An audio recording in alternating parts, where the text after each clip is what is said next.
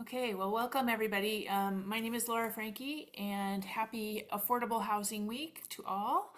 Thank you for joining us today for this important conversation to talk about utility incentives. I'm Laura Frankie with HDC, the Sustainable Buildings Coordinator here, and we're joined today by several utility representatives who are going to share with us the updates on all of the incentive programs that are available to assist you both with technology or technical assistance as well as financial assistance.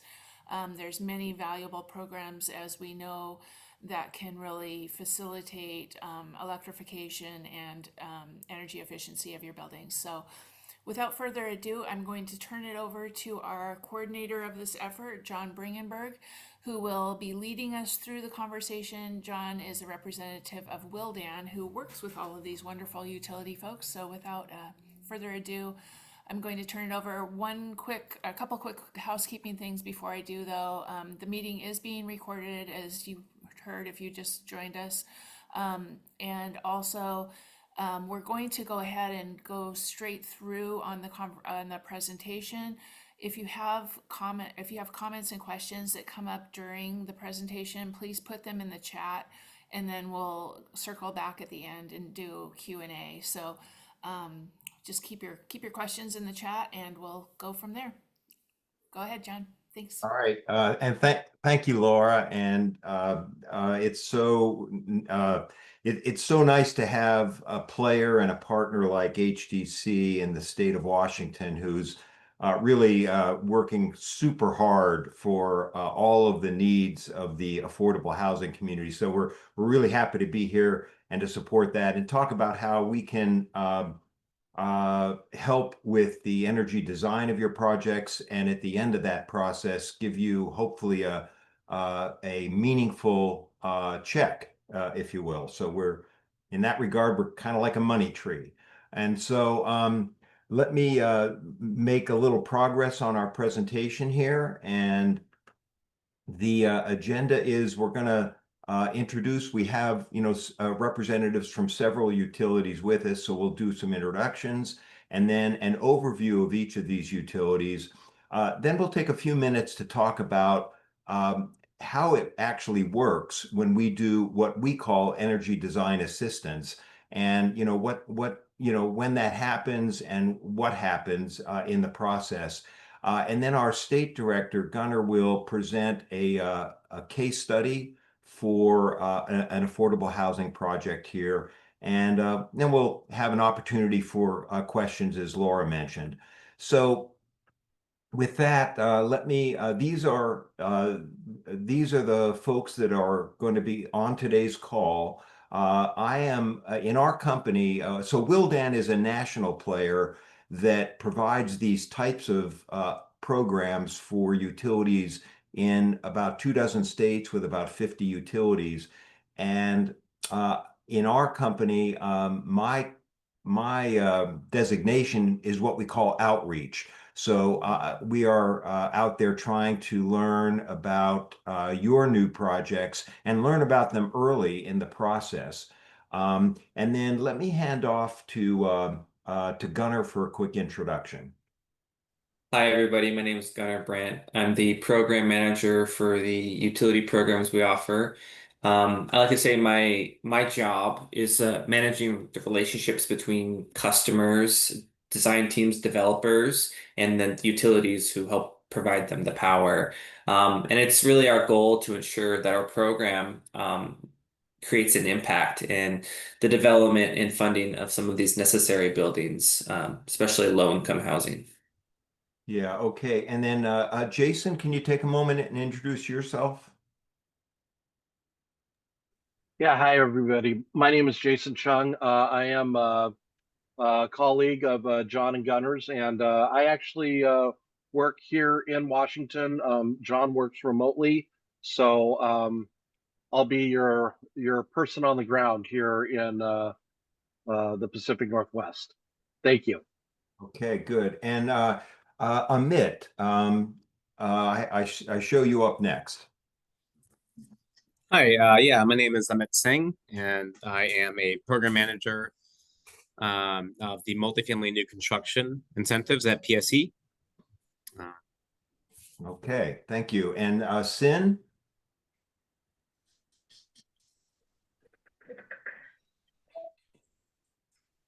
Good Oh, Sin, morning. you might be Good on afternoon. mute. Yes, Sin Tran, Snohomish PUD, up in Everett. Okay. All right, thank you. And Can you hear Trey? me now? Oh, yes, yes, okay. Great, thank you. Thanks, and hi everyone. Trey Valancourt. I'm a program manager at Seattle City Light in our Customer Energy Solutions group. Okay, and then we have Mark. Hey everyone, this is Mark Alves at Tacoma Power, and I've been managing our new construction program for years, and also the solar program and green power program kind of at the same time since the 2000s. Okay, all right. Well, thanks for that. And and we'll hear from each of these utilities a little bit more in just a few minutes. But in the meantime, let me explain why energy efficiency matters in affordable housing. It's especially important because energy costs can be a much bigger burden for low-income families, and so therefore, even small improvements in the design, the energy efficiency design of your projects impact monthly bills, and it impacts comfort, health, and long-term housing stability. And also the developers and building owners can hopefully benefit from these programs. So those are some of the reasons we're focused on the affordable housing community.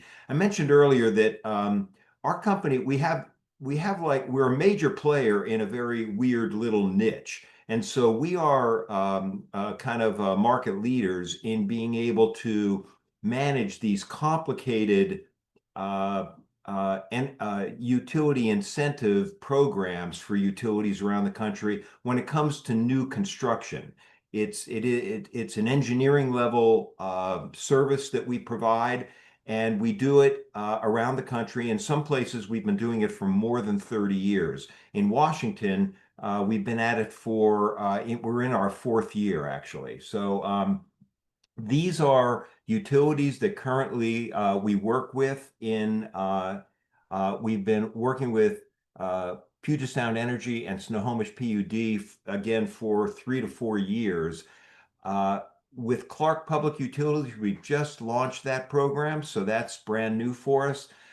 Tacoma Power, we're technically in what we would call a soft launch. So we are taking applications there, but we're kind of nursing them through the system as the first ones through.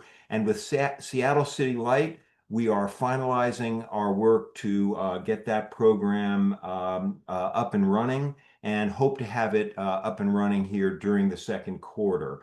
And so that means that this is not a great map, but a decent map of our coverage. We coverage basically most of the populated western part of Washington. You don't see Clark County on this particular map, but Snohomish, and then all of the other colored areas, which are all in our footprint at this point.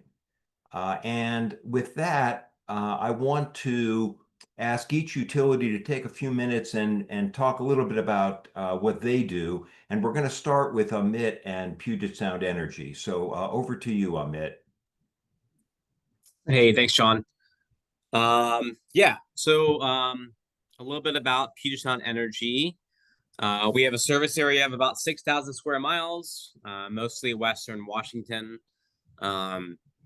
We like to say that we're kind of all along the I-5 corridor, up from like Bellingham down to Olympia. We have 1.2 million electric customers and about 900,000 natural gas customers. So you can see on this map, the purple parts, we just serve gas. So in Snohomish, we serve the gas, PUD serves electricity. And then in Seattle, we serve the gas, Seattle City Light serves electricity. And in Tacoma, we serve the gas, and Tacoma PUD, Tacoma Power serves electricity. And then, like on the east side, Bellevue, Redmond, and kind of like the Kent area, we serve both electricity and gas. Those are kind of our major combined territories. So about 3,300 employees, so a pretty big company, and we have a goal of 100% carbon-free electricity supply by 2045, and that aligns with CETA, the Clean Energy Transformation Act of Washington.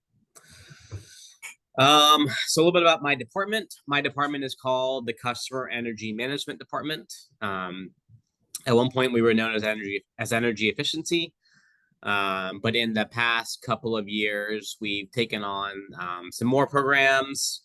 The main goal of our department is to reduce and shift customers' energy use.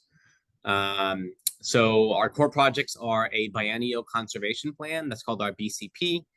And that's a plan we do every 2 years to the commission, where we kind of submit how much energy savings we can achieve and for what budget. And then in the past couple of years, we've taken on demand response. So that's under the umbrella now of PSC Flex. And we have PSC Flex across a number of different products like thermostats, EV chargers, batteries, water heaters. And then we also have some targeted electrification programs. The ones that I'm most familiar with are ones where we like incentivize, where in certain instances we incentivize customers to switch from like a natural gas furnace to an electric heat pump. And then, so I can go back one slide. I got one more bullet point there. Equity has been a very big part of our programs for the past few years as well, or I guess a much bigger part of our programs the past few years. So we try to achieve equity in our programs by targeting small businesses. I think serving multifamily properties also allows us to improve the equity of our programs. And then we have a number of programs for low to moderate income customers as well. And then kind of narrowing even further down to the particular program that's applicable to this presentation. So we have incentives for multifamily new construction. It's a whole building approach. So each unit of energy you save, you're incentivized for that. So we have $1 per kilowatt hour and $1 per therm incentive. We do have affordable housing incentives that are 50% higher than our standard incentives. And those affordable housing, the definition that we use for that aligns with LIHTC, the low income housing tax credit, and also with the housing trust fund definitions. Okay, well, thanks, Amit. I'm going to hand off to Sin now to talk a little bit about Snohomish PUD. And I know Melissa Wilch is also on the line, and she may chime in. So, okay. Thanks, John. Yes, my name is Sim Tran, and I'm one of the program managers for Commercial Industrial Group. Our department is energy services.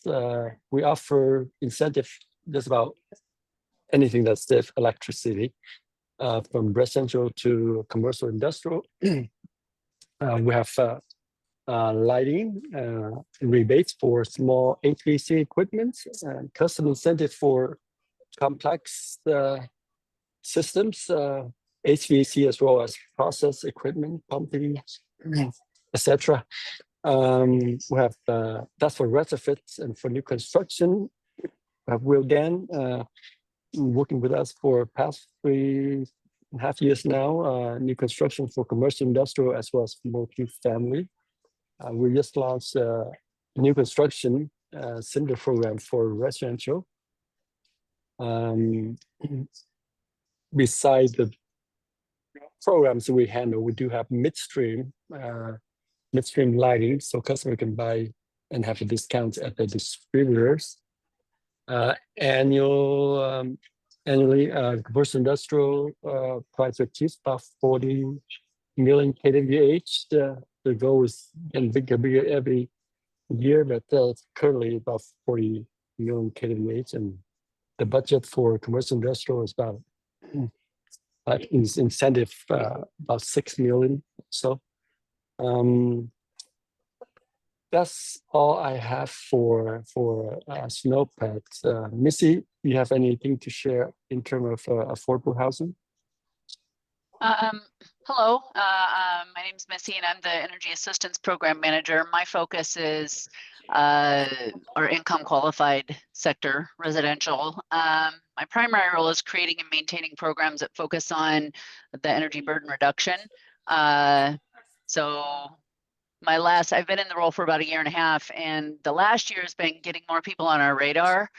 So we can move to Plan B, and that's how we can update and change around and figure out different ways to help the energy efficiency measures in their homes. So it's nice to meet you all. That's pretty much me in a nutshell. Okay, thanks, Missy. And over to Treya for Seattle City Light. Thanks, John. So Seattle City Light, we're a municipal electric utility. So we operate as a department of the city of Seattle. But as you can see on the left here, our service territory expands beyond just the city limits. We serve about 950,000 residents who are behind almost 500,000 individual meters. We own several hydroelectric dams, which really... What kind of empanadas are those? Oh, Empanadas sound good. I'm down. right. So we own several hydroelectric dams. So you can see that really kind of dominates our power mix and enables us to supply electricity that is over 90% emissions free. So we don't have any coal or natural gas in our own power supply portfolio, but we do have a greenhouse gas neutrality policy where we will offset all emissions related to any market purchases that we make. Okay. In terms of our, just want to highlight a few of our programs and solutions that are really targeted at the affordable housing audience. So on the tenant support side, we have a portfolio of multiple utility assistance programs that kind of fall into two groups. There's assistance programs that are one-time financial support, so emergency bill assistance and our project share offerings. And then also just really want to highlight our utility discount program that gets tenants immediate discounts on all of their utility bills, both from us at City Light and our partners at Seattle Public Utilities, who are also giving 50% discounts off of those bills. And it also is a really good pathway for tenants to help their buildings become income qualified for building level opportunities.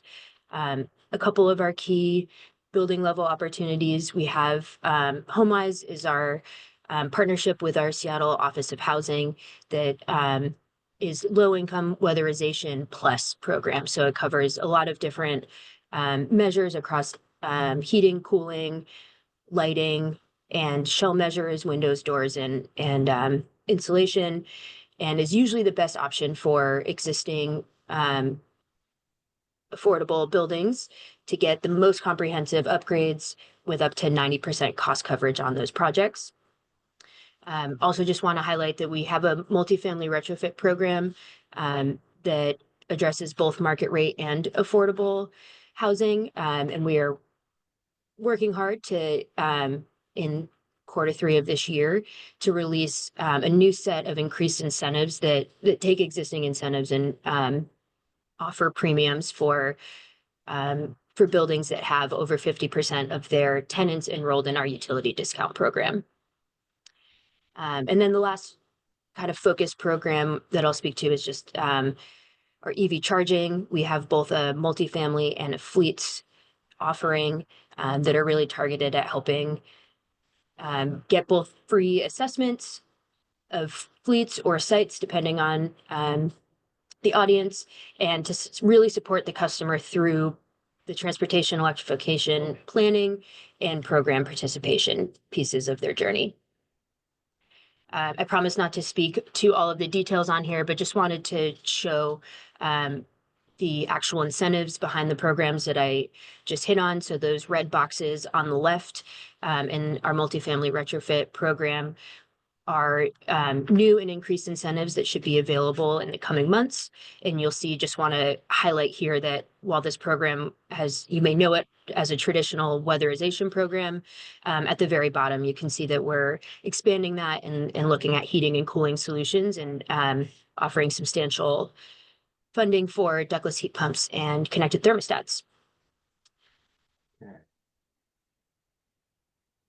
And just a few last upcoming programs and opportunities to highlight and hopefully generate some interest. Happy to field any questions on these. But first, we have kind of a suite of planning and technical support offerings.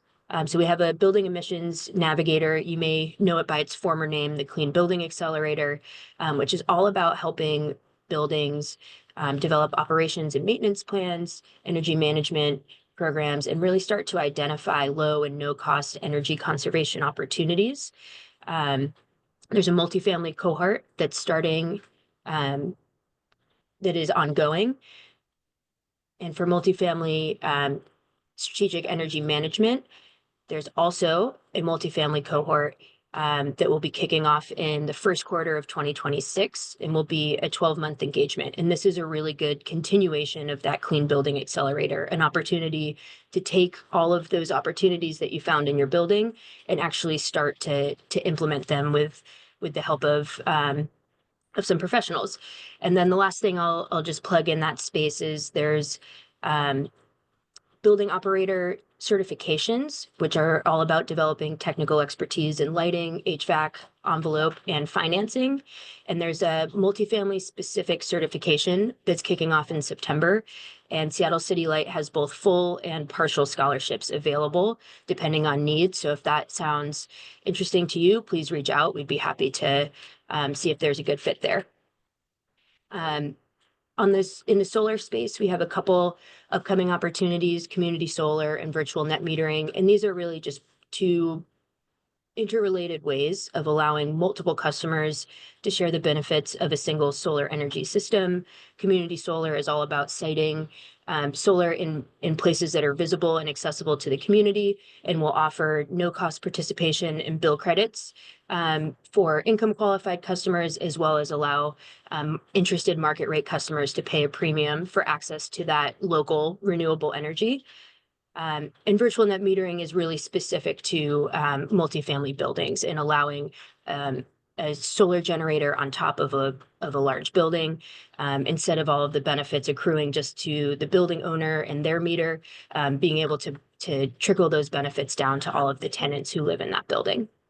And so that they can see the bill reductions directly on their monthly bills. And then the last thing we'll just say is, with IRA home rebates and so many other programs coming down the pike, we know that utilities are not the only ones offering this type of assistance. And so just want to plug that we're here for you. We're also tracking all of these opportunities, and we want to help all of our customers, especially in the affordable housing space, make sense of those options and chart your best fit path forward, whether that's finding the right program or strategically layering incentives from multiple different funding sources. So we look forward to working with all of you on that. Okay, well, thanks, Treya. And over to Mark about Tacoma Power. Yeah, thanks a lot, John. Yeah, Tacoma Power is a public utility founded in 1893, been serving customers for more than 130 years. We provide electricity to more than 180,000 residential, commercial, industrial customers in Tacoma and Pierce County. Our electricity is more than 90% renewable hydropower. We produce about 40% of that from our projects in southwestern Washington, and the other 60% we get from Bonneville, from the hydro projects along the Columbia River. So we've been providing efficiency programs for over 40 years, since the 80s. And 2006, with Washington voters passing the Energy Independence Act, we increased our program offerings significantly then. Since 2005, we've been providing solar and green power programs for our customers, primarily residential, although we've got a few pretty good sized commercial projects. And we offer a range of residential and commercial efficiency programs.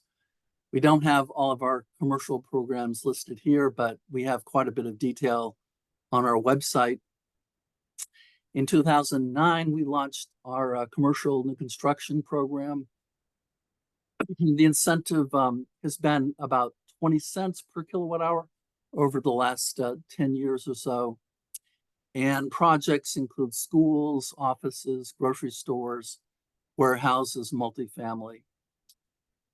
So to provide additional support for affordable multifamily housing, very much looking forward to the new program capabilities that Willdan's providing. The incentive is increasing to 26 cents per kilowatt hour. And for qualifying affordable multifamily housing, up to 80% of AMI, the incentive is more than tripling to 80 cents. So, we definitely look forward, as we're just starting to work with Willdan with all the additional capacities and capabilities that they're bringing to our programs. And I won't go into too much detail about all the programs we offer, but we have a lot of detail on our website about our commercial programs and affordable multifamily. So as we're just getting started with Willdan, we certainly appreciate their additional capacities. And any participants out there that want more details, certainly give me or my compatriot Julie a call, and definitely look forward to working with you. Back to you, John. Okay, thanks, Mark. Okay, we're going to take a few minutes and talk a little bit about what we mean when we say energy design assistance and EDA, and roughly how that works. We treat this like, and we've done our best over many years to streamline the process. So we take something that would normally be really complicated, and we do our best to simplify it. We also do our best to minimize the amount of time and energy that we take from the development teams and the architecture teams out there, so that we try to push the process along and keep the work on our side. It does provide a free energy modeling based protocol, so you get the benefit of our analysis that feels collaborative with your teams. And at the end, we almost always are able to result in a healthy 5-digit incentive, and for larger projects, even larger. So what we're doing here is our objectives are to help Washington realize aggressive clean energy goals and benefits, and also for your building, especially again in the affordable sector, is to drive outcomes that result in a building that is just simply more efficient and lower cost to operate. Why participate? Well, we do provide an energy modeling and design review process that is, again, complementary, and we help you explore ideas that maybe you're not thinking of, or maybe you don't want to use your own resources to examine or run the numbers on. So we can do that for you, and you can get a good comparative idea if something actually does make sense that looked like maybe it was beyond your stretch. So we can help you in many cases rationalize that. We also support the funding and the WSHFC funding in particular, which requires that you basically check a box and say, yes, we are participating in the utility incentives on our project. And then program eligibility is straightforward. This applies to most new construction projects, in most cases above 5,000 or 10,000 square feet. And We do, in some cases, on a case-by-case basis, we can work with retrofit projects, and we looking for like major changes or changes of the energy plant in those kinds of facilities, and then we also are doing our best to connect with you during the end of schematic design or beginning of detailed design. We'll talk more about that in a moment. And then what to expect. So it does feel collaborative. It may at first glance appear, in fact, like duplicative because you may already have teams working on your energy design. But what we do is collaborative. And again, you can lean on us to explore things that you don't want to use your own resources for. And then we also have a process where we're actually required to verify and document all through the process that that we work together, and then we make a record of what was in the final as built in our verification process. We'll talk a tiny bit about that in a moment. And so the modeling that we use, it's called Net Energy Optimizer, or NEO, and it's a full-fledged energy modeling protocol, but it's a little bit more high level than what you would get from your own energy design team. So we're not a substitute for your design teams. We're kind of an augment or a collaborator on that. And one of the ways we've learned over the years to simplify a sort of a complex process is that when we bring our modeling results back to your team, we bring it back in 3 baskets of ideas. And it sort of looks kind of like this, and you can consider it to be like good, better, or best. And good is probably what you've told us you're planning to do. And then we will analyze and report some stretch goals and some further stretch goals in some additional bundles. And then it's not so much that we're asking you to choose one of 3 things.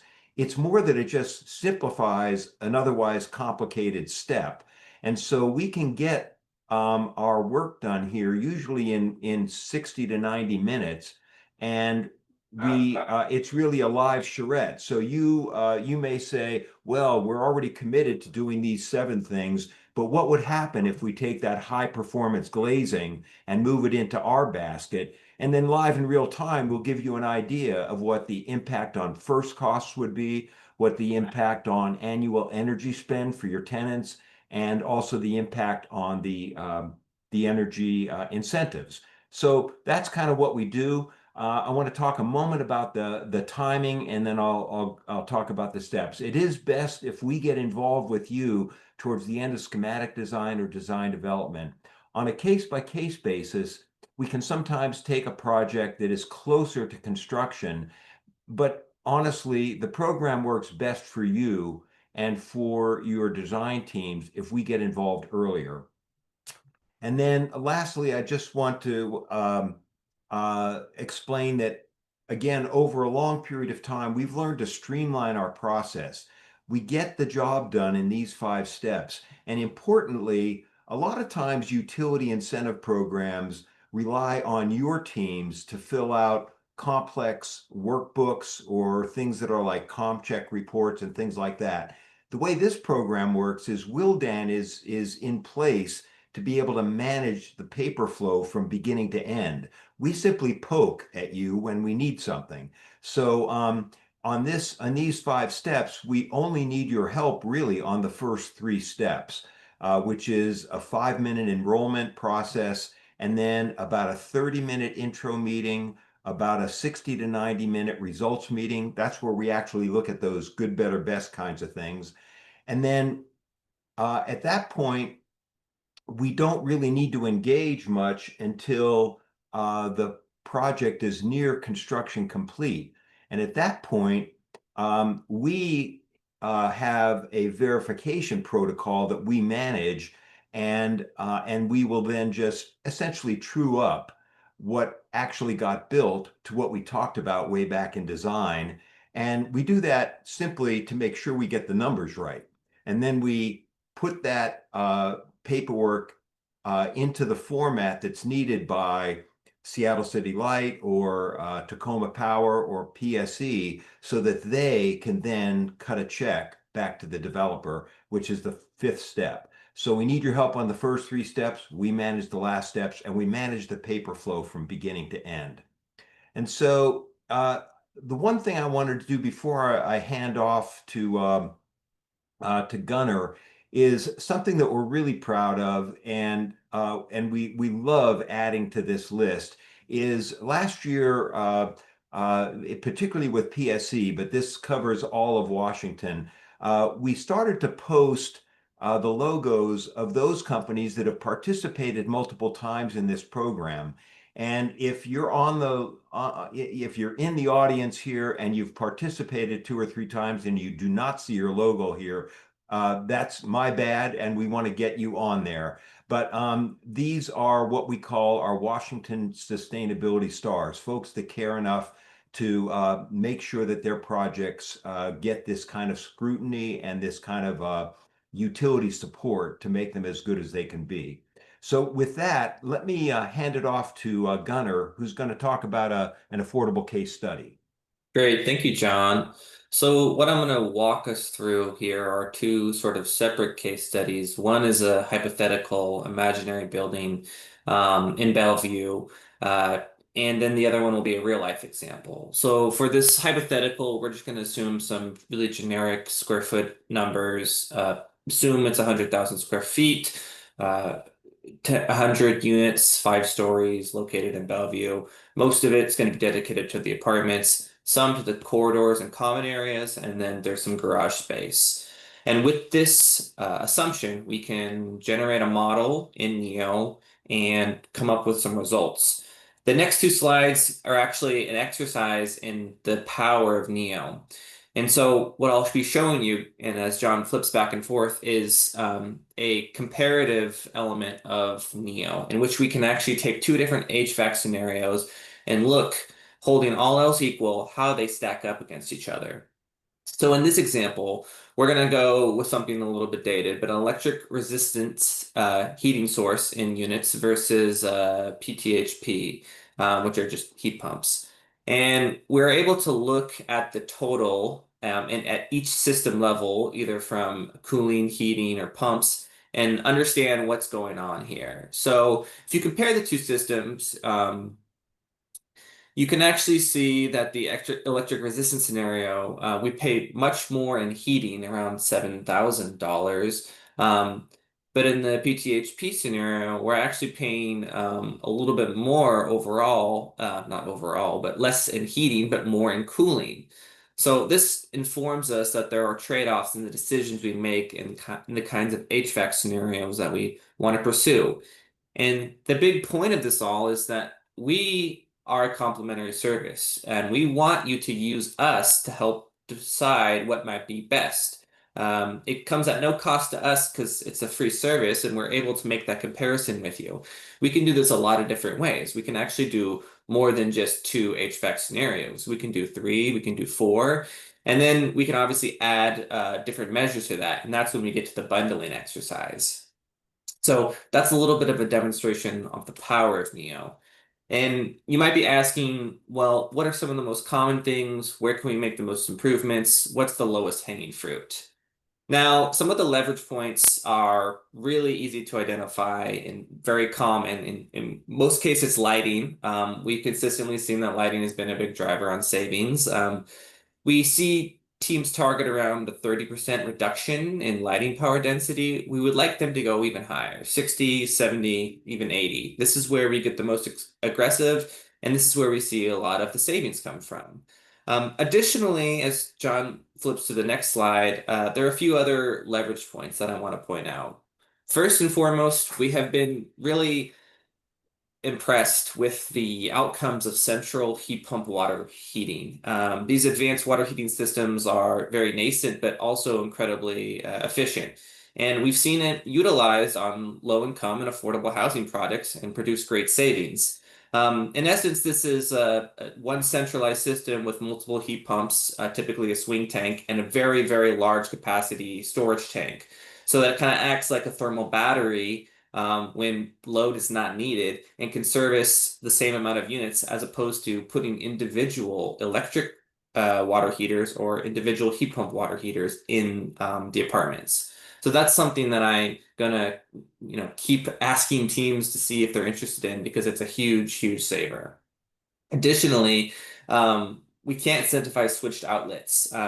We understand that some teams and some tenants will be installing fixtures, or if it's in a renovation, that there'll be some plug load switches. And so just remember, we can't incentivize those switched outlets. John, you want to flip me back? That's okay. In-unit laundry. The important thing to remember here is that shared laundry is, and I think I cut my word off there, is not incentivized. What I mean by that is shared laundry spaces are, but leased laundry, in the case where there's a third party who is going to be bringing that equipment in, is not eligible for incentives. That just means that we want the people who are purchasing the equipment to receive the funds. So that's an important thing to remember.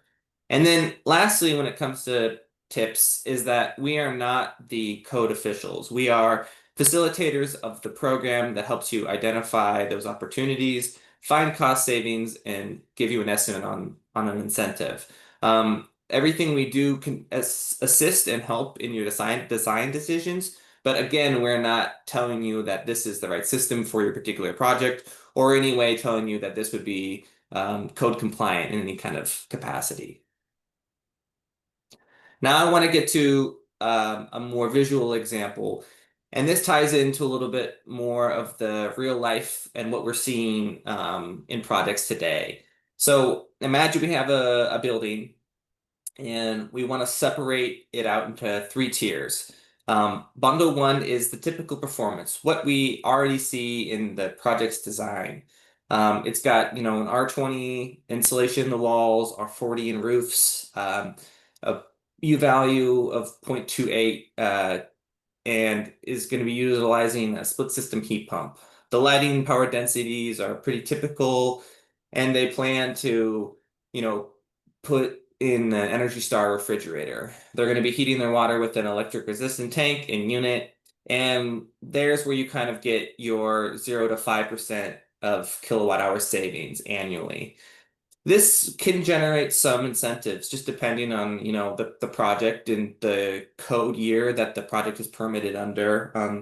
But typically it's weak. It can vary anywhere between $0 and $20,000.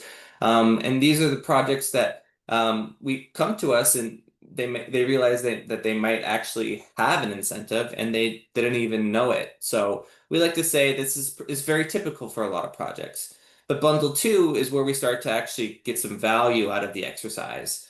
Now we can show them what it might be like if they moved to a higher insulation in the roofs. Maybe they put communicating thermostats in. Maybe they reduce the lighting power densities in the apartments, the common areas, and the garage. Maybe they go with an Energy Star certified dishwasher. And now we're starting to see savings between 5 to 10%. And now it gets a little bit more healthy, whereas we're starting to, get much higher in incentives and energy cost savings, which reduce the utility bills that tenants pay. And bundle 3 is going to tie into the next couple slides because this is actually what happened on a project. We had R24 in walls, R60 in roofs, super low U values, smart thermostats, aggressive lighting power densities, all Energy Star appliances. And then the big ticket was the centralized heat pump water heating, which generated an incentive well into the triple digits. So that is an example of the sort of tiered way we bundle these different kinds of projects and the different measures that you could be pursuing with that. So here's our real world example. It's Laurel Forest. It's a project located in Bellingham.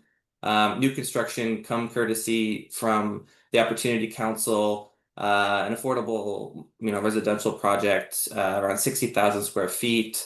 It was a great project to work on and took a lot of the tips that I just mentioned into their design, and they helped generate a very healthy incentive. So what did they actually end up getting? $80,000 in incentives, 27% in energy cost savings, saved over 132,000 kilowatt hours annually. For people who maybe are not super familiar with what does a kilowatt hour really mean? That's around 1,500 tree seedlings grown on 96 acres of U.S. forest in 1 year, and around 5 garbage trucks of waste recycled instead of landfill. So to sort of cap off the end of these sort of case studies is that we can partner with affordable housing developers to, again, find those low-hanging fruits, leverage some of those measures, and help you explore different opportunities so that we can make your life easier. Because I'm a native Seattleite and I've lived here my whole life, and the one thing I know is that we need more affordable housing in this region, and it doesn't come without a little bit of collaboration. So that's some of the achievements that we've been able to accomplish over the last couple of years working here with Puget Sound Energy and Snohomish PUD. And we hope to keep exploring that with some of our new programs and our new utility partners. John, you want to take me to the last slide of this section? Just to reiterate, affordable housing projects may qualify for a bonus incentive, 50%. In some areas, it can be higher for others. Small improvements can lead to very meaningful savings. You'd be surprised how quickly things can aggregate when you look at it in a complete holistic energy model versus just one-for-one prescriptive view. And then lastly, energy efficiency supports both developers and tenants for the life of the building. More efficient buildings means lower energy bills, which means less of a burden on the tenants who occupy those. We also do a little bit of utility allowance work as well, so we're happy to make that a part of the complete service. We want to make this as easy and as straightforward as we can for our affordable housing developers because they're doing really important work for us. So those are my comments, and I'm happy to take us into some of the Q&A of this portion of the presentation. Yeah, if anyone has questions, you can, I think, use the chat. I think is probably the simplest way. And I know that to maybe get things going, we often are asked, well, what kind of time drain is this going to be, or how long does it take? And typically, we get this process accomplished during the design phase in about 4 weeks, sometimes 6 weeks. And the amount of incentives is always top of mind. It does depend a lot on the decisions that are made during that time. But as I mentioned earlier, the design team and the developer get the most benefit out of these programs when we do collaborate during that design phase, because that is where things are more fluid and more open to exploration. And so anyway, happy to take other questions from the group. Yeah, and we don't currently have any questions in the chat, John. So folks, if you have a question and you don't want to type it, just feel free to raise your hand or unmute yourself at this point. We'll just open the floor to anybody with questions.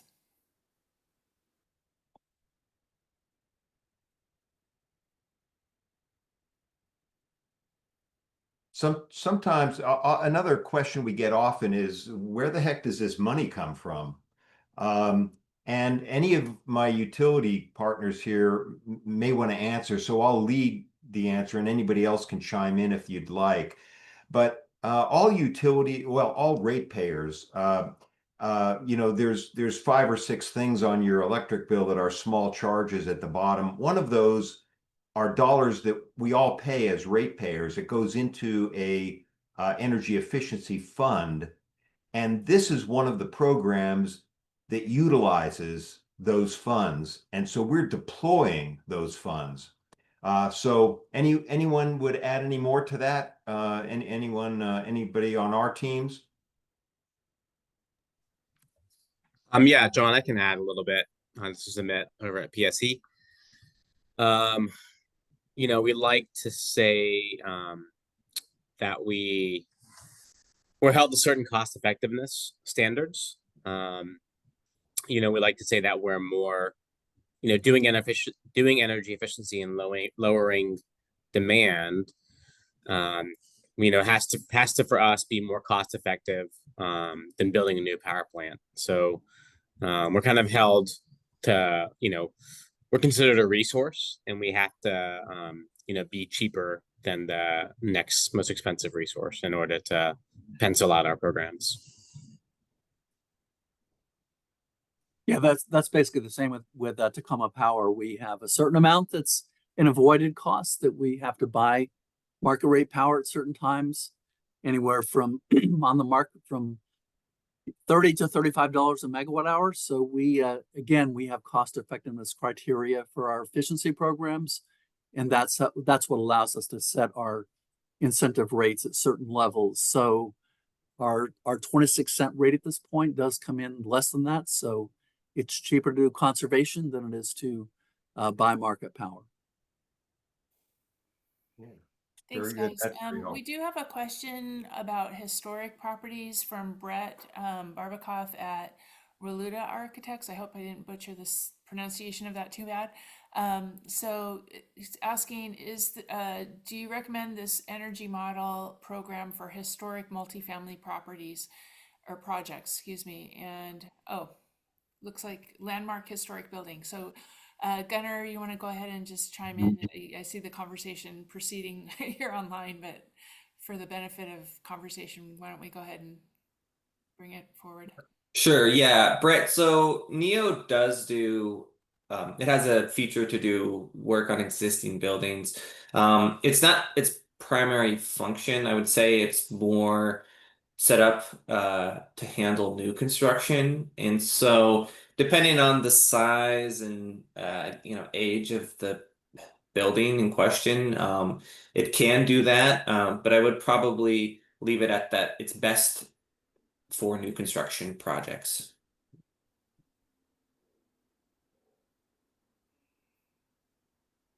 Okay.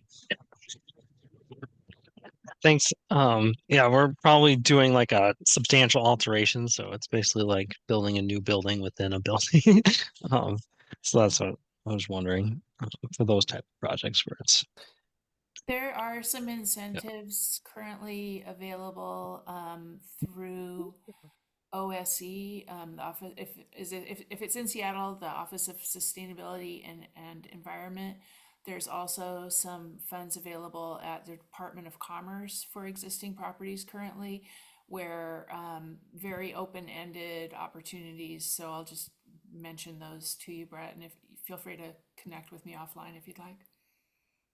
And I will just add that if Thanks. it's the renovations touching more than one major system, i.e. electrical, mechanical, or architectural, then it qualifies for a lot of our programs and would be a candidate. And it's basically considered new construction at that point. But if it was more of just like a core and shell, or you were just replacing the lights, then that's a different animal entirely. But it sounds like it fits more neatly into the category of one we would model. Great, thank you. Yes, and also the utilities have their criteria for new construction. So that's essentially it, what Gunnar just described. If you do change 2 of 3 major systems, or if there's a major change of use for a building. So for example, going from an office building to a residential building, that for us qualifies as new construction. So the criteria can change from utility to utility. We have another question here from Tim Prusa. How are the baseline no savings, no incentive energy usage determined? Is the no savings energy usage the same for each utility? Yeah, I might ask or John, you could take a stab at it if you want, but No, I think you should answer that. okay. More clarification. So how are the baseline, no savings, no incentive, energy use determined? Oh, the baseline that we use in a simple way is is the Washington State Energy Code, under which the project is permitted. So we have it's a complicated way to override some of the things, but that's in essence how we're determining what the baseline is. So no savings would be the fact that the customer is either not exceeding the energy code, in which case there's no savings, and but for the most part, we see teams exceed the energy code by some percentage. Yeah, and also an important overview of the state energy code is that the code is a very effective way to get buildings more and more efficient going into the future. So we're just into this new code, which is actually the 2021 Washington State Energy Code, just coming out of the 2018 code for 3 years and then 2015 before that. So the long-term plan is every 3 years to take the buildings further and further towards very, very, very great efficiency towards ultimately towards net zero at some point in the future per state law. To Tim's second question, is energy usage the same for each utility? Well, the baseline is different depending because people on the call are probably familiar. Seattle has their own energy code, and the state has its own state code. So, for instance, a project in the city of Seattle is going to have a different baseline than a project in Bellevue. But that doesn't necessarily mean energy usage is the same, because that will depend on the building in question.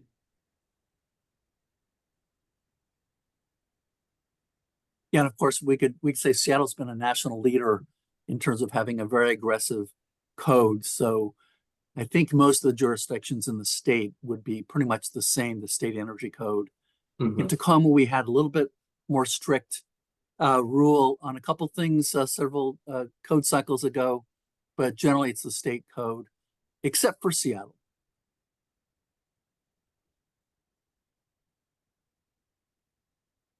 Okay, well, that sounds great, and we've sort of used up our time. So, Laura, if you're not seeing any other questions, we can probably wrap up. And Hey, sorry, John, can I add one thing? This is a minute. Sure, go ahead.